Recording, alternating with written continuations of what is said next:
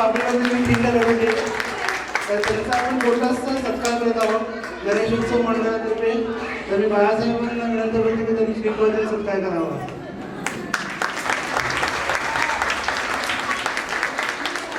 तसेच मी आदिती साहेबांना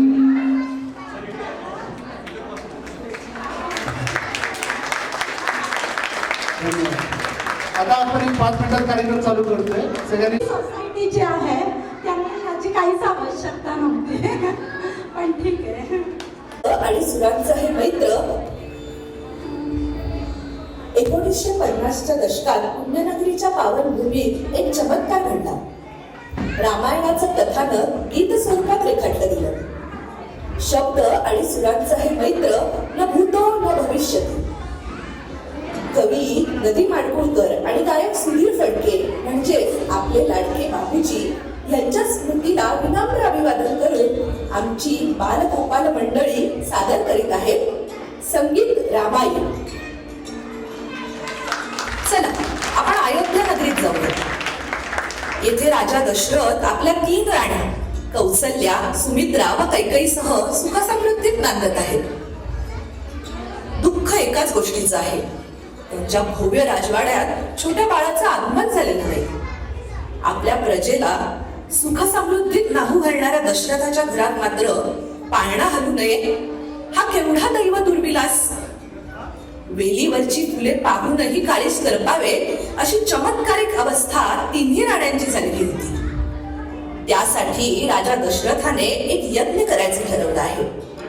त्याचीच तयारी आणि गडबड सुरू झालेली दिसते आहे.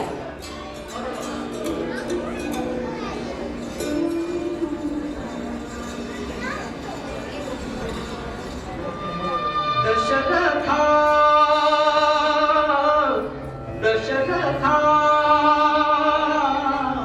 घे पायसदान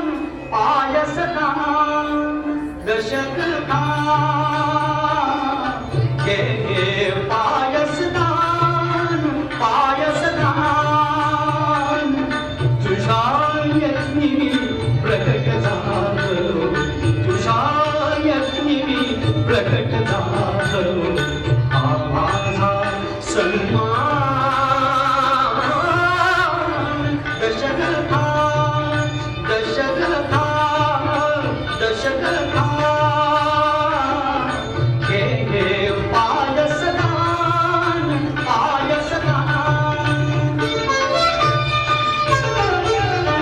तव यज्ञाचे मोज सांगता तृप्त झाल्या सर्व देवता. तव यज्ञाचे मोज सांगता तृप्त झाल्या सर्व देवता. प्रसन्न झाले नृपा तुझ्यावर, प्रसन्न झाले नृपा तुझ्यावर. श्री विष्णू भगवान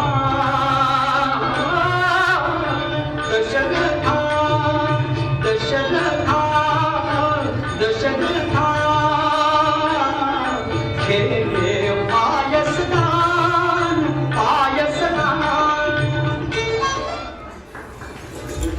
यज्ञ यथासा पार पडला बरं का. यज्ञ देवता प्रसन्न झाली. पायसाच्या सेवनाने 3ही राण्या गर्भवती होऊन यथाखाली प्रसूत झाल्या.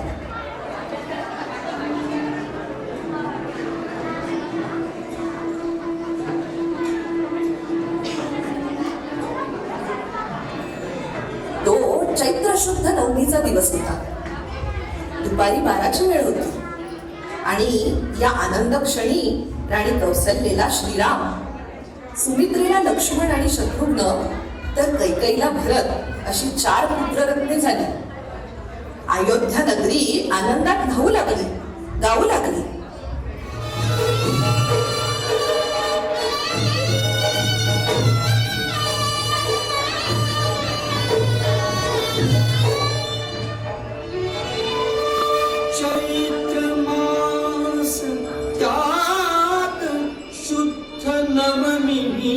तिथी गंधयुक्त तरी वात उष्ण हे किती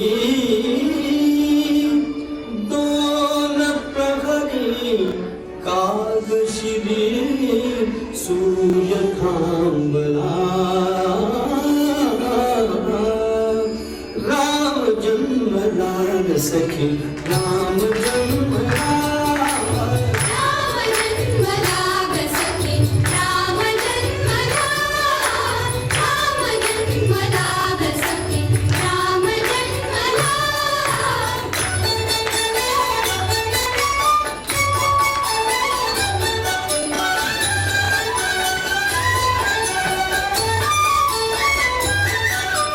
कौसल्या राणी हळू उघडी लोचने टिपून जाय माय स्वतः पुत्र दर्शने ओघळे आसू सुखे कंठ दाटला ओघळे आसू सुखे कंठ दाटला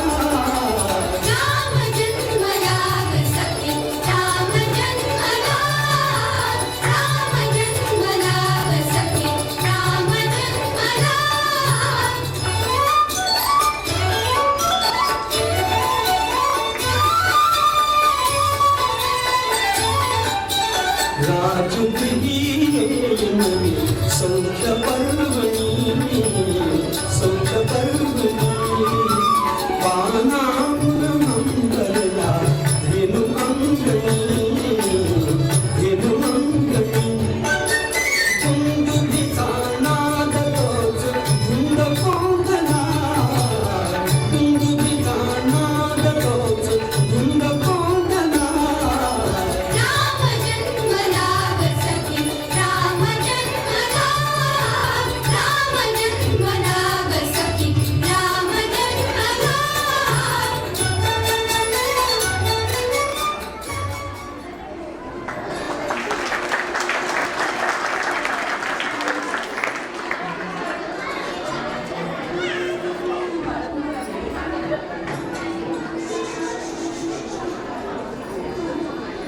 आता आपण राजा दशरथाच्या दरबारात आलेलो आहोत.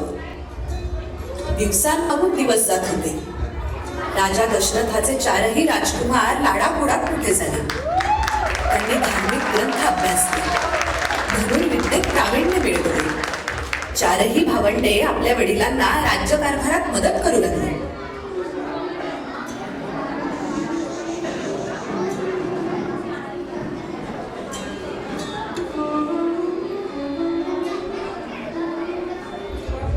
एकदा राजसभा भरली असताना महर्षी विश्वामित्र तेथे आलेले आहेत.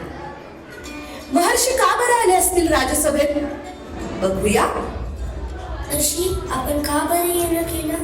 आपली काही इच्छा असेल तर सांगा, मी ती अवश्य पूर्ण करेन. तुझा पुत्र मला देई दशरथा यज्ञ लक्षणास योग्य तुझी सर्वथा तुझा पुत्र मला देई दशरथा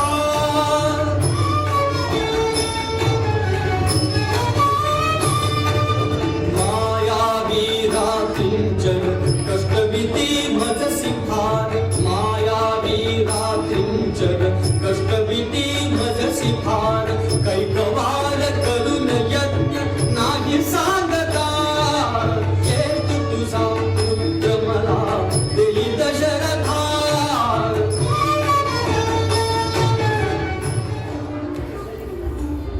बघा हा कसा पवित्र काळ होता तो. आपल्या ज्येष्ठ पुत्राची केलेली मागणी दशरथ राजाला नाकारता आली नाही. ऋषींच्या आज्ञेला मान देऊन श्रीराम आणि लक्ष्मण हाती धनुष्यबाण घेऊन महर्षी विश्वामित्रांच्या मदतीला वनात निघाले. विजयी भव.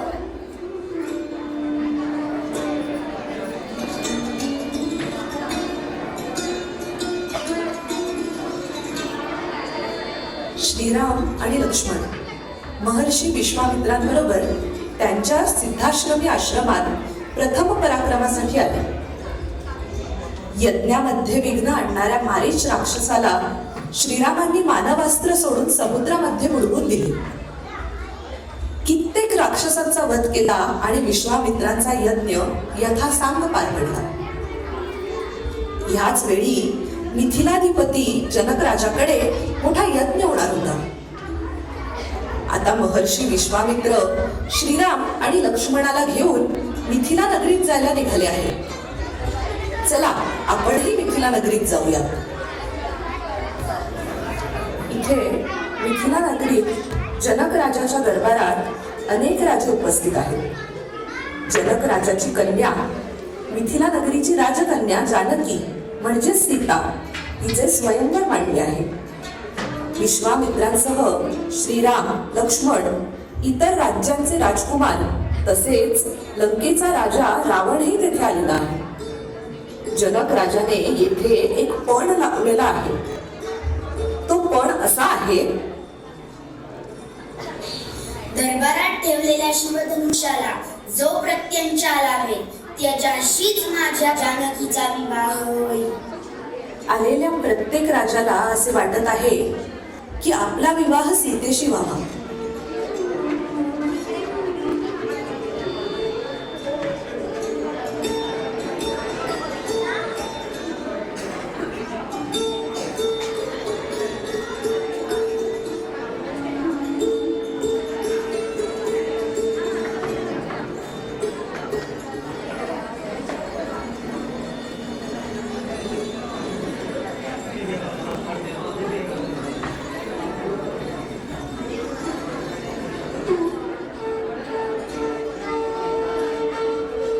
सर्व राजे प्रयत्नांची पराकाष्ठा करत आहेत, पण त्यांच्या पदरी असफलता येत आहे. तोच हेतू मनात ठेवून रावणही तेथे आलेला आहे.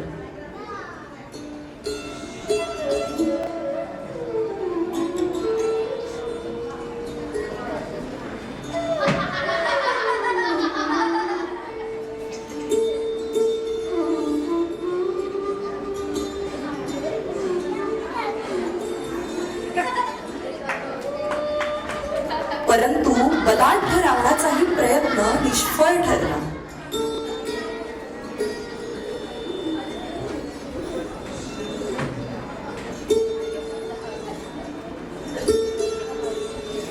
जे शिवधनुष्य उचलण्यासाठी 4 सेवक लागत असत, तेच शिवधनुष्य श्रीरामांनी सहजपणे उचलले आणि ते शिवधनुष्याला प्रत्यंचा लावणार तोच शिवधनुष्य मधोमध भंग पावले.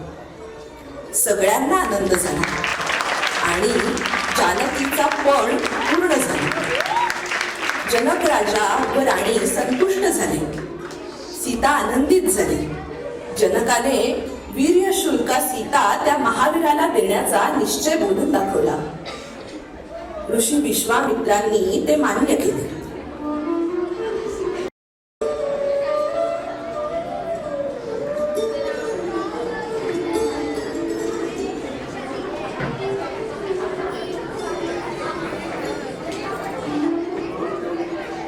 आकाशाशी जडले नाते धरणी मातेचे स्वयंवर झाले सीतेचे स्वयंवर झाले सीतेचे स्वयंवर झाले सीतेचे स्वयंवर झाले सीतेचे स्वयंवर झाले सीतेचे स्वयंवर झाले सीतेचे स्वयंवर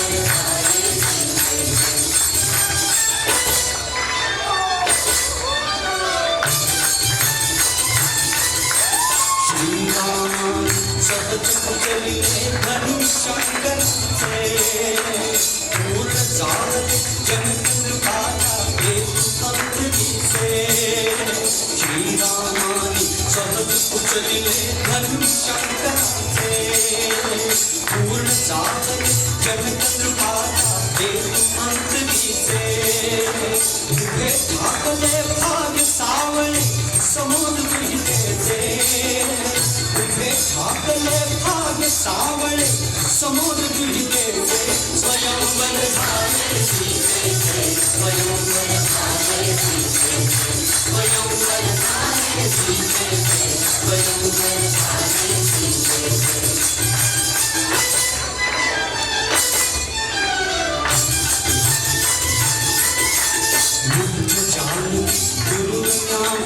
राम नयनाजी एवं दुनिया निज शक्ति सारी जानकी दुनियावली राम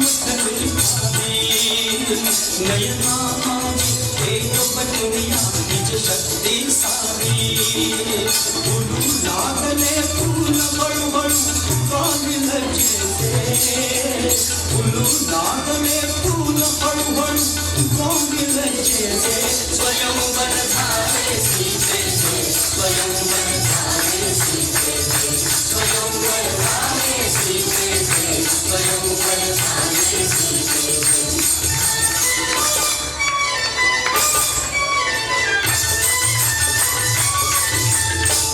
सावनिया जरा आपण पावत केली कडिता भाता परी भयंकर नाद तोच बोली सावनिया जरा आपण पावत केली कडिता भाता परी भयंकर नाद तोच बोली श्रीरामानी केले तुकडे दोन धनुष्याचे श्रीरामानी केले तुकडे दोन धनुष्याचे स्वयंवर झाले सीतेचे स्वयंवर झाले सीतेचे स्वयंवर झाले सीतेचे स्वयंवर झाले सीतेचे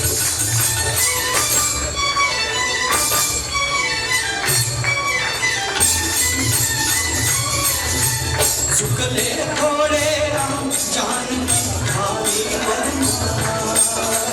गगना माझी देवकराच्या कविती करता चुकले थोडे राम गगना माझी देवकराच्या कविती करता माझ्या कानी गजर पोचले मंगल माझ्या कानी गजर पोचले मंगल स्वयंवर झाले सीतेचे स्वयंवर झाले सीतेचे स्वयंवर झाले सीतेचे स्वयंवर झाले सीतेचे चला आता अयोध्या नगरीत जाऊया. तिथे श्रीराम व सीतेचे लक्ष्मणासह भव्य स्वागत केले जात आहे. सर्व नगरवासियांचा आनंद गगनात मावत नाहीये.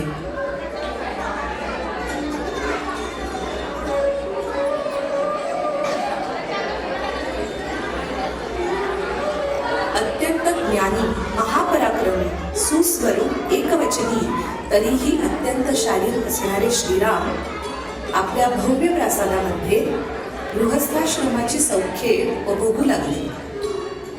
महापराक्रमी प्रेमळ श्रीरामांना अयोध्येचा राजा करावे असे राजा दशरथाने ठरविले. त्यांनी आपला हा विचार गुरुजन, मंत्री आणि कैकेयीच्या कानी घातला. पण दुष्ट, कपटी, मत्सरी मंथरेच्या चिथावण्यावरून कैकेयीने या गोष्टीला साफ विरोध दर्शविला. रामाला 14 वर्ष वनवासात पाठवा आणि माझा पुत्र भरत याला सिंहासनी बसवून राजा कर. काय लाडके, एक गोष्ट मागू नकोस ग. माझ्या रामाला माझ्यापासून दूर करू नकोस. राणी कैकेयी अतिशय हट्टी होती. राजा ऐकत नाही म्हटल्यावर तिने राजाला त्यांनीच दिलेल्या 2 वरांची आठवण करून दिली. श्रीराम मात्र शांत चित्ताने वनवासात जायला निघाले आहेत.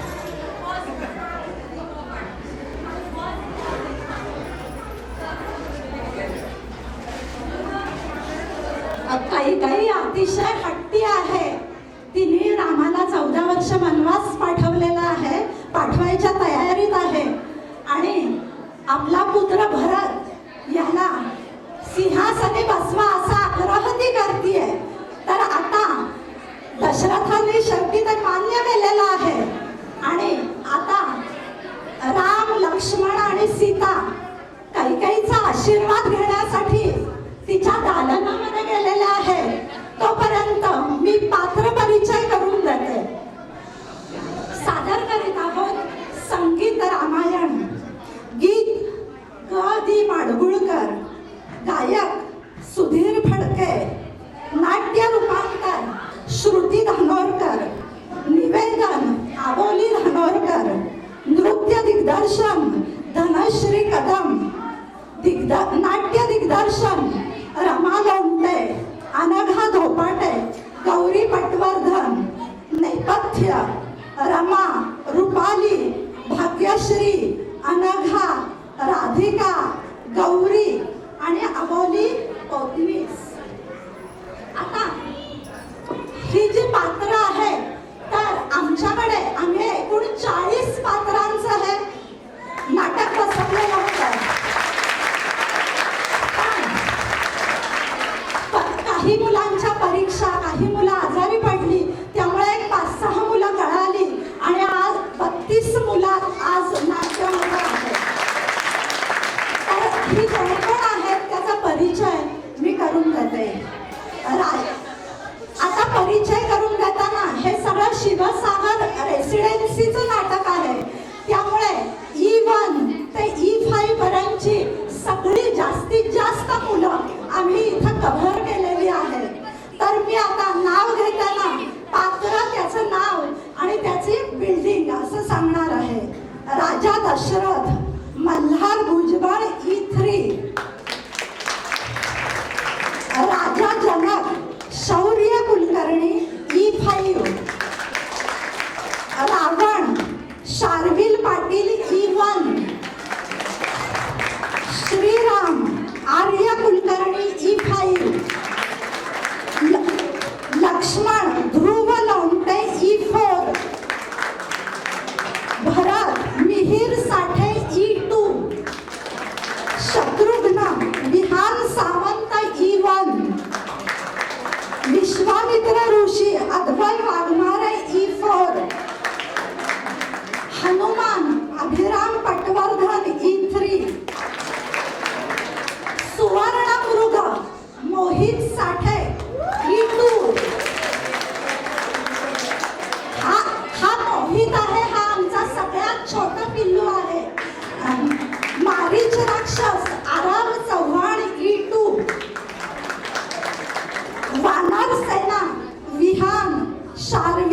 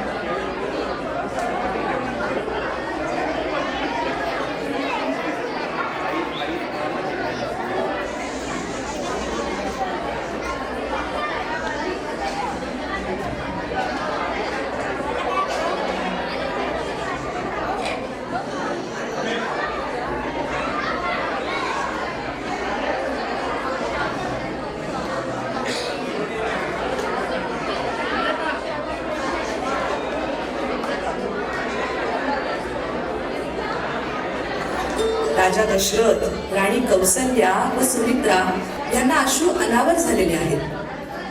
श्रीरामाबरोबर लक्ष्मणानेही वनवासात जायची तयारी केलेली आहे. माते, जेथे राम तेथेच लक्ष्मण. मीही जातो वनवासाला, मला नाही म्हणून. आणि सीता तर काय म्हणते आहे बघूया. निरोप कसला माझा घेता, जेथे राघव तेथे सीता. निरोप कसला माझा घेता, जेथे राघव तेथे सीता. राजवाड्यातील ऐश्वर्य सोडून जंगलात पर्णकुटीत राहायचे, कंदमुळे खाऊन पोट भरायचे आता नित्याचेच झाले होते. सेवा करायला दासदासी नव्हते.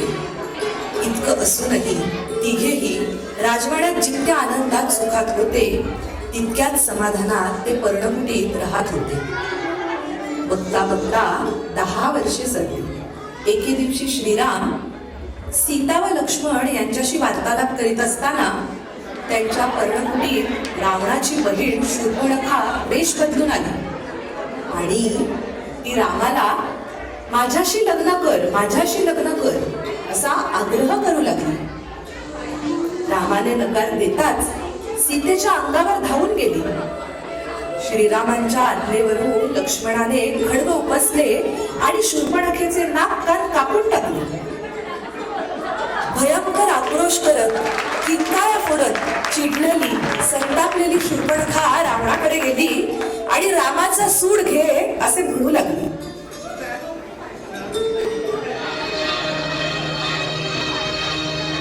रूप झाली शूर्पणखा ही दाशरथीची कृती. सूड घे त्याचा लंकापती, सूड घे त्याचा लंकापती. कसले करशी हाच रावणा, कसले जनपालन. श्रीरामाने पूर्ण जिंकिले तुझे दंडकापन. सत्ता घातुक नाही तरीही कर्तव्याची स्तुती. सूड घे त्याचा लंकापती, सूड घे त्याचा लंकापती.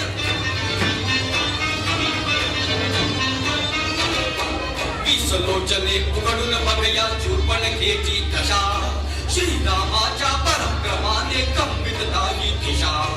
तुझे गुप्तचर येऊन नका वार्ता ही सांगती. सूड घे त्याचा लंकापती, सूड घे त्याचा लंकापती.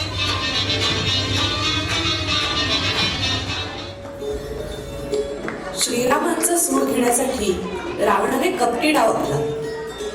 मारीचाने सुवर्णमृगाचे रूप धारण केले आणि स्वतः रावण याचक यतीचा वेश धारण करून पंचवटीमध्ये गेला. सुवर्णमृगाचे ते मोहक रूप पाहून सीतेला ते घेण्याचा मोह अनावर झाला नाही. तिने श्रीरामांकडे हरिणासाठी लाडी खट्टच धरला. तुले मी सहज पाहिला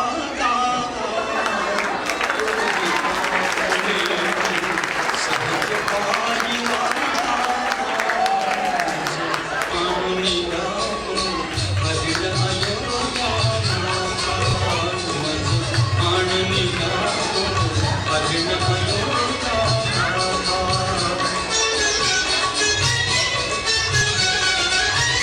झळकती तयाचा रत्ने शृंगावती. नवमोहपुलास सुवर्ण अंगावती. झळकती तयाचा रत्ने शृंगावती. नवमोहपुलास सुवर्ण अंगावती. हे नयन भाळणे त्याच्या रंगावती.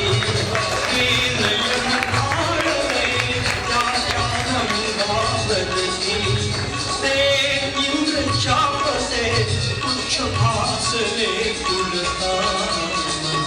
आणि भजन अयोध्या आणि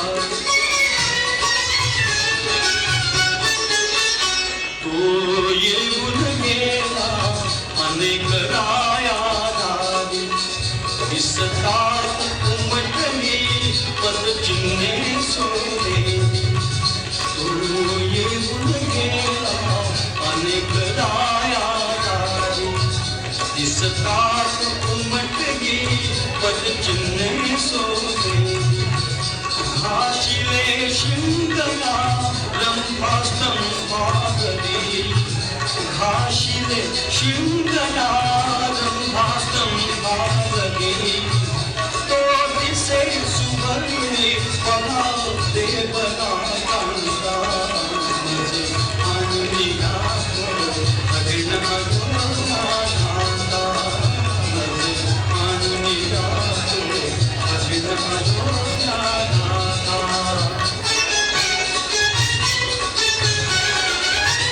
चालतो जनगती मानगणी तो डोळ्यात खालीसा भावविलक्षण भंग चालतो जनगती मानगणी तो डोळ्यात खालीसा भावविलक्षण भंग लागला मृगाचा मला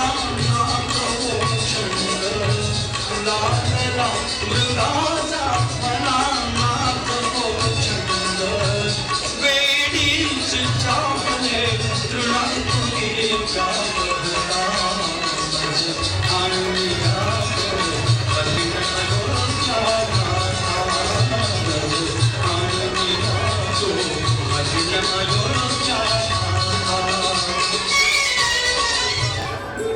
श्रीराम हरिणाच्या शिकारीसाठी गेले.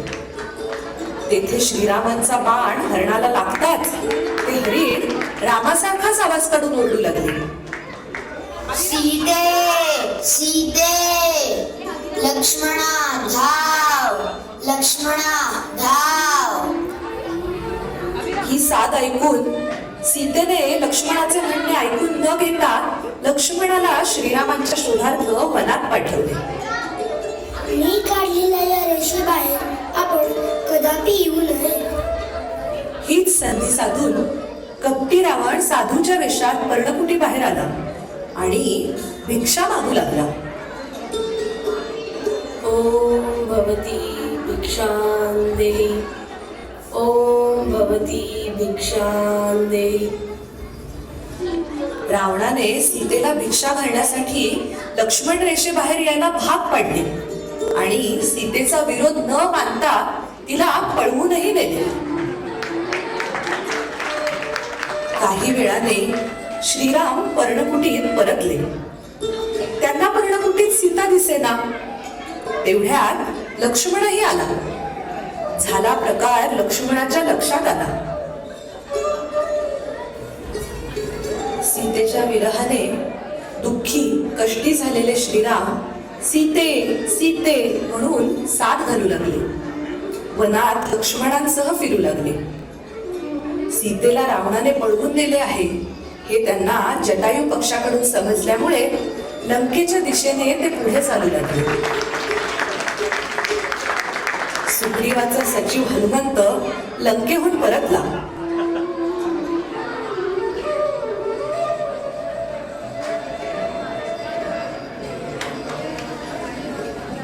अशोकवनात सीतामाईला भेटून आलेल्या हनुमंताने सीतेने दिलेला मणी श्रीरामांना दिला. तो मणी पाहून श्रीरामांना अत्यानंद झाला. सर्वांनी मिळून रावणाशी युद्ध करण्याची योजना आखली. त्यासाठीच वानर सेनेच्या मदतीने समुद्रावर सेतू बांधायला सुरुवात केली. सेतू बांधारे सेतू बांधारे सेतू बांधारे सेतू बांधारे सागरी सेतू बांधारे सागरी सेतू बांधारे सागरी सियावर रामचंद्र की जय. सेतू बांधारे सेतू बांधारे सेतू बांधारे सागरी सेतू बांधारे सागरी सेतू बांधारे सागरी सियावर रामचंद्र की जय. श्रीराम लक्ष्मण हनुमान वानर सेनेसह रावणाच्या सेनेसमोर युद्धात सज्ज झाले. तुंबळ युद्ध झाले. अर्थात याचा शेवट व्हायचा तो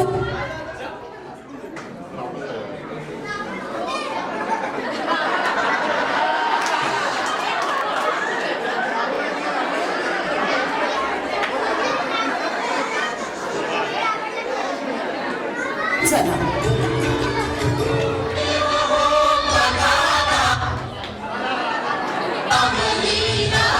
देवा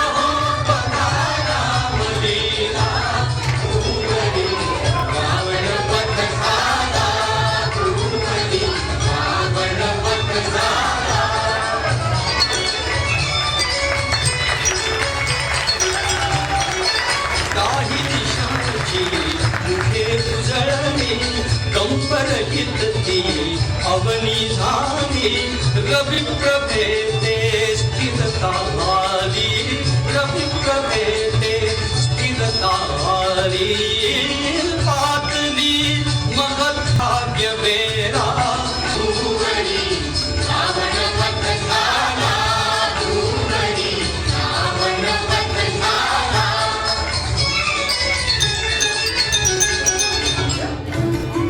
देवांकडून दैत्यांचा नाश झाला.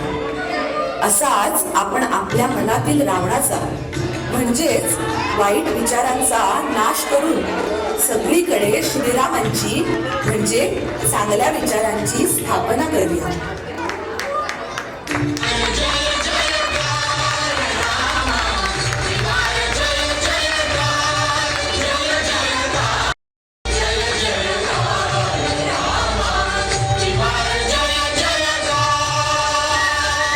पुष्पकयानातुनी उतरले स्वर्ग सौख्य साकार स्वर्ग सौख्य साकार श्रीवार जय जयकार.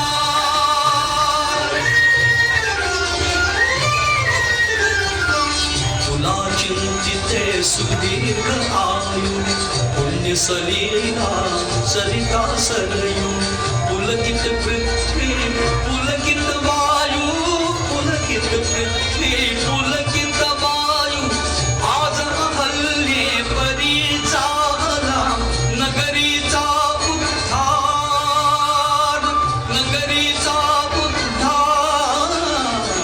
त्रिवार जय जयकार रामा त्रिवार जय जयकार.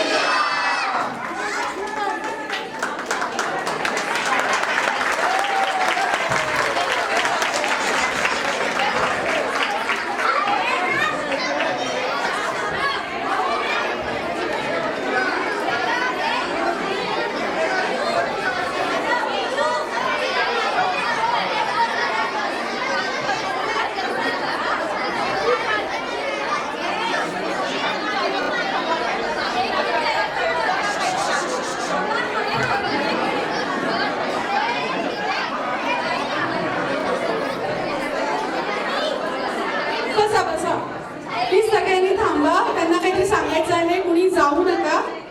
एक 5 मिनिट थांबा. अजून संपलेलं नाहीये.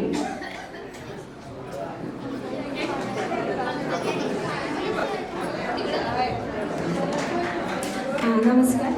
आता इतकं सुंदर संगीत रामायण ऐकल्यानंतर काकूंबद्दल आम्हाला 2 शब्द नक्कीच वाटतात बोलावेसे. मूळ ही संकल्पना काकूंना एप्रिल 2023ला सुचली. तेव्हा त्यांनी सहज आम्हाला बोलून दाखवलं की आपल्या सोसायटीमध्ये एवढी छान गोड मुलं आहेत. शिवसागर रेसिडेन्सी म्हणजे आपलं गोकुळच आहे. त्यामुळे एवढ्या माझ्या छोट्याशा अभिवाचनाला मी आमच्या गोकुळातली वानरसेना हे देऊ इच्छिते. तर तेव्हा त्यांनी आम्हाला सांगितलं एवढ्या सगळ्या मुलांना आपण एकत्र आणून नक्कीच एक कुठलं तरी सुंदर नाटक किंवा नृत्य काहीतरी बसवू शकतो. मग त्यांना गीत रामायण सुचलं. तयारी त्यांनी सुरू केली आणि मग प्रत्येक पात्र परिचय करताना त्याच्या देहबांधा देहयष्टी बघून ठरवून त्यांनी पात्र ठरवली. पात्र ठरवल्यानंतर त्यांनी स्वतः रेकॉर्डिंग करून घेतलं आणि आता आपल्याला या सुंदर संगीत रामायणामध्ये निवेदनाचा जो आवाज ऐकू येतोय तो त्यांच्या सून सौ अबोली धानोरकर यांनी दिलेला आहे. तर त्यांच्यासाठी पण एक खूप जोरदार टाळ्या झाल्याच पाहिजे. एवढं छान निवेदन केलं. त्या इकडे उपस्थित नाही आहेत.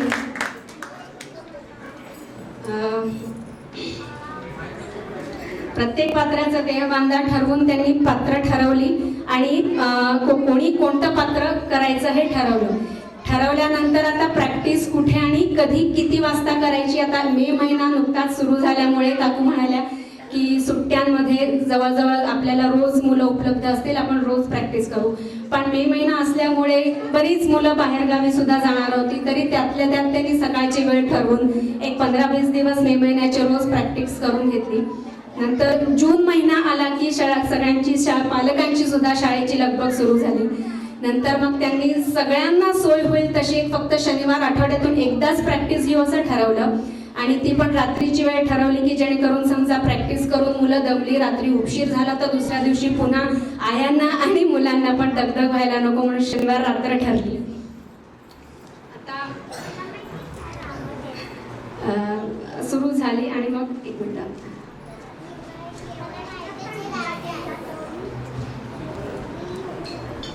आता मुलं आली की मजा मजा असतेच. आता हे एक मोठा शिवधनुष्य पेलण्यासारखाच होतं काकून आणि ते लिहिल्या पेललेल्याच आहे. पण प्रॅक्टिस घेता घेता आम्ही दर शनिवारी ज्या ज्या आयांना जमलं त्या सगळ्या आम्ही उपस्थित राहिलेलो होतो. त्यामुळे आम्हाला सुद्धा कष्ट तर घेतलेच पण आम्हाला त्याचसारखा मुलांनी भरपूर आनंद सुद्धा दिला. तर 4-5 गोष्टी तुम्हाला सांगाव्याशा वाटतात म्हणजे मुलांनी काय काय मजा मजा केली.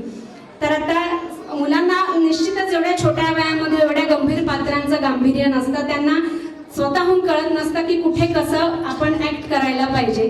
तर एक साधं उदाहरण देते तर जेव्हा लक्ष्मण शूर्पणखाचं नाक कापतो त्या गडबडीमध्ये मुलांना हे सगळा खेळच वाटतो कधी पण जेव्हा पहिल्यांदा करतात तेव्हा. तर चुकून लक्ष्मणाने शूर्पणखेच्या ऐवजी सीतेचं नाक कापलं. अशा खूप खूप खूप सगळ्या आम्हाला मजा बघायला मिळाल्या.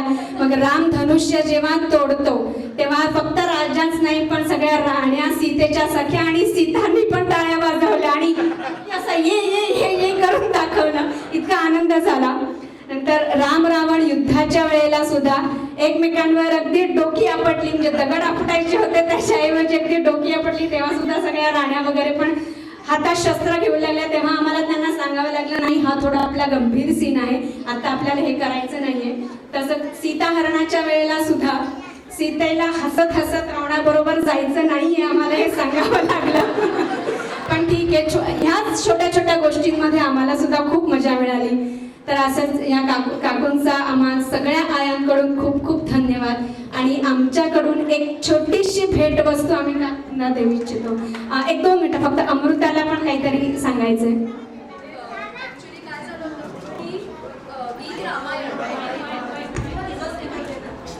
गीत रामायण हा प्रकार म्हटलं तर पालकांनाच माहिती होता, हा मुलांना माहीत नव्हता. आणि काकूंचे इतके आभार मानतो की गीत रामायण हे आम्ही पालक म्हणून मुलांना कधीच सांगू शकलो नसतो. ते काकूंकडनं त्यांना गदिमांचं गीत रामायण म्हणा किंवा सुधीर फडक्यांची गाणी म्हणा ही मुलांच्या तोंडामध्ये इतकी छान बसली की अक्षरशः घराघरातनं गाणी म्हणताना सुद्धा ते आपापल्या कॅरेक्टरमध्ये घुसले होते. आणि प्रत्येक शनिवार झाला की 8:30 वाजले की खाली यायचं आणि प्रॅक्टिस करायची. आणि आता काकूंचं नाव धानोरकर काकू न घेता सगळे जण म्हणायचे रामायण काकूंनी बोलवले, रामायण काकूंनी बोलवले. म्हणजे काकूंनी आमच्या मुलांना म्हणजे जे आम्ही करू शकत नव्हतो ते काकूंनी आम्हाला दिलं. म्हणजे याबाबत आम्ही त्यांचे इतके धन्यवाद मानतोय.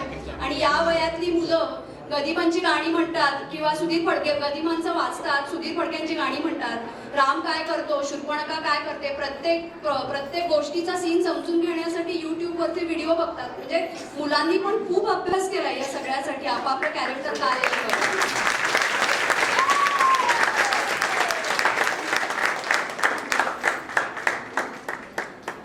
काकूंना पण 1-2 मिनिट. मला इथे एकच अनुभव सांगायचा आहे तो म्हणजे मुलांच्या हे लक्षात आलं की दशरथाला 3 राण्या आहेत.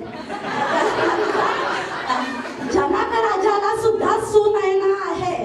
नंतर आपल्यालाच हे नाहीये, आम्हाला सुद्धा सीता आहे पण लक्ष्मणाला कोणीच नाही. मग ही मुलं माझ्याकडे आली. आधी त्यांनी युट्यूबवर सर्च केला कुणाकुणाला कुठल्या कुठल्या राण्या आणि माझ्याकडे आली रात्री. म्हटलं काय रे बाळांनो आज प्रॅक्टिस नाहीये. नाही म्हणाले तुम्ही एक उर्मिलाचा रोल ठेवा. हे जे अनुभव आहे की त्या निमित्ताने मुलांनी रामायण पाहिलं किंवा त्याची माहिती करून घेतली ते मला खूप छान वाटलं.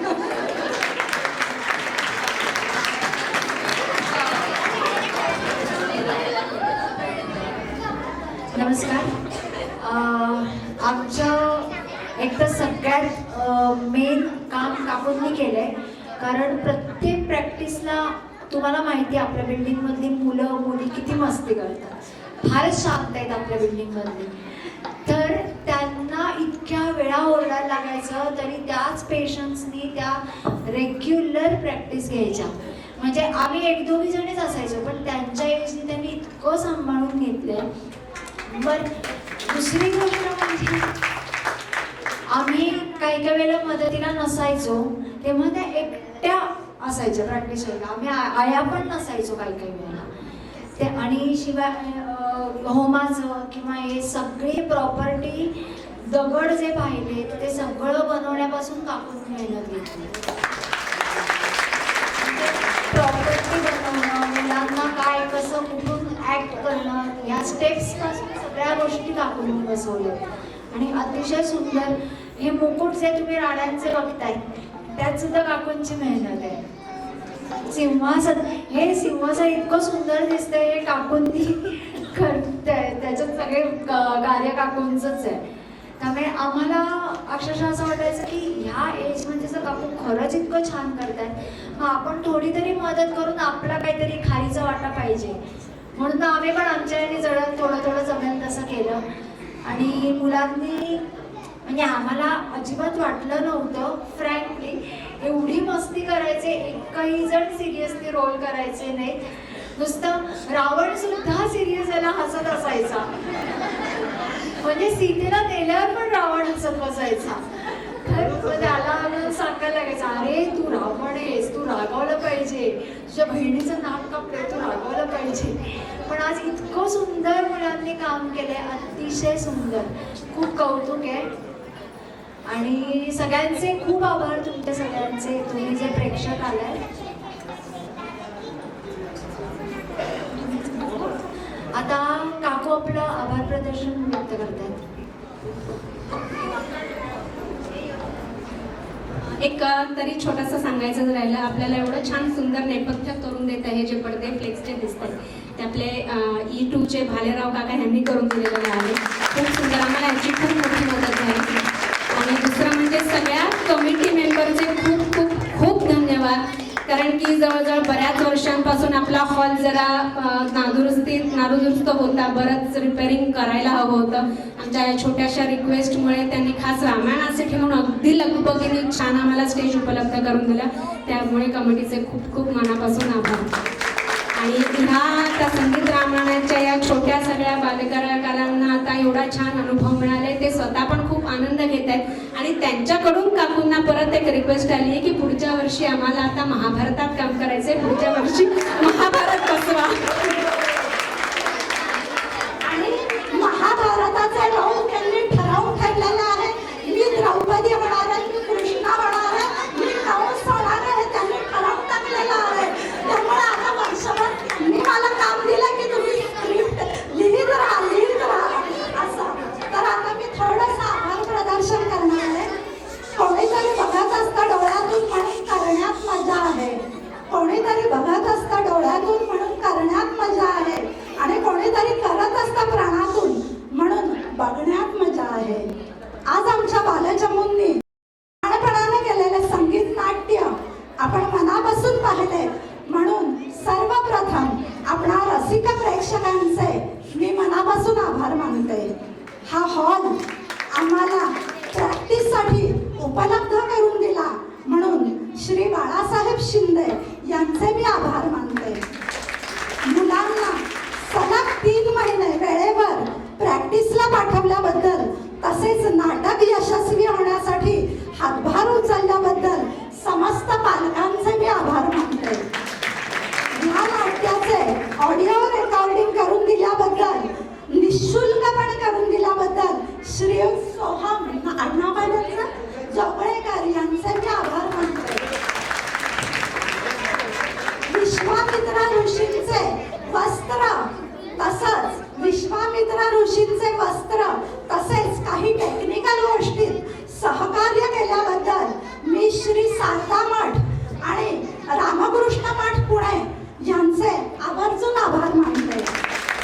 आमच्या 3 महिने गाजत असलेल्या नाट्याची यथोचित दखल घेऊन त्यासाठी स्वतंत्र दिवस नियोजित केल्याबद्दल आपल्या सांस्कृतिक मंडळाचे मानावे तेवढे आभार थोडेच आहेत. आणि आम्हाला वेळोवेळी सीन बदलायचे होते, एकदा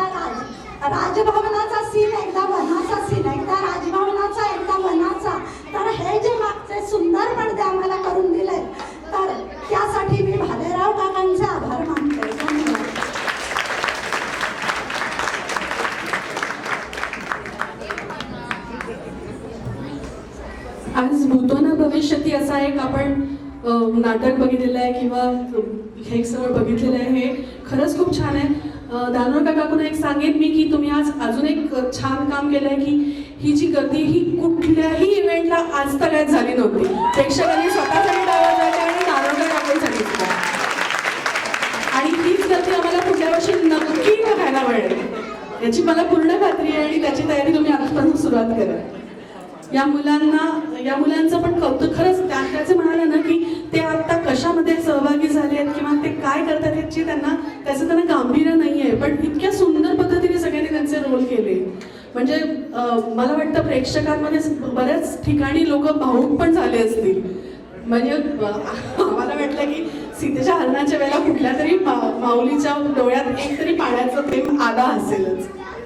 ते बघा हात एक वर आलेला आहे. तर हे जे क्षण आता आपण अनुभवले ते खरोखर खूप सुंदर होते.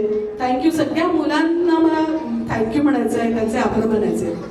आणि ते आभार फक्त तसेच नाही आहेत, ते त्यांचं लक्ष बऱ्याच वेळापासून माझ्या हाताकडे आहे. किती बोलतायत ते द्या आम्हाला प्लीज. तर मी ते त्यांना देते आता.